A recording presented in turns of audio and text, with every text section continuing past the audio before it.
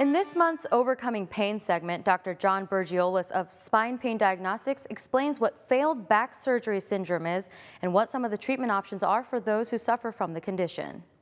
So failed back surgery syndrome is a condition where a patient continues to have either low back and leg pain after a back surgery, which could include a laminectomy, a discectomy, or a fusion. Those are just some of the examples.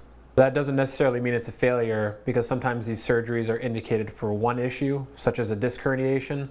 And if a patient continues to have pain afterwards, then their pain may be from a different source, such as severe arthritis in the low back. So there are many different symptoms from failed back surgery syndrome, which can include obviously the low back pain. Sometimes this pain can actually feel like it travels into the hips, into the buttocks, down the legs. This could result in increased weakness, stiffness in the low back, and it's usually more difficult to rotate the body and to stand for prolonged periods of time. So there are several treatments. Some of the biggest examples include intrathecal pump implants, as well as spinal cord stimulation, which is the one that we usually focus on at our clinic. So spinal cord stimulation is one of our more advanced interventional pain techniques.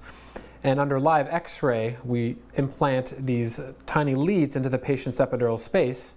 And by way of this generator, it generates a current, which helps dilute the pain signals along the patient's spinal cord, either caused by the failed back surgery or other causes as well. So one of the most unique things about the spinal cord stimulation is that you actually get to go through a trial period, kind of like test driving a car, if you will. So the patients actually get to have these leads implanted into the epidural space within an hour or so. It doesn't take too long, and nothing is actually surgically implanted the first time. So they actually get to go home with this generator just taped to the back of their upper buttock, if you will. They get to go home and see how this feels for them for upwards of anywhere from 3 to 7 days.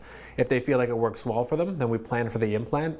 If it doesn't, then these leads just slide right out in the outpatient setting, not a big problem, and the patient gets to tell us if this was a worthwhile trial for them. So if a patient continues to have pain after a spinal surgery, at least give our clinic a call so we can get you in, perform a full physical evaluation, and then let you know what we think our diagnosis is and what your treatment plan may include.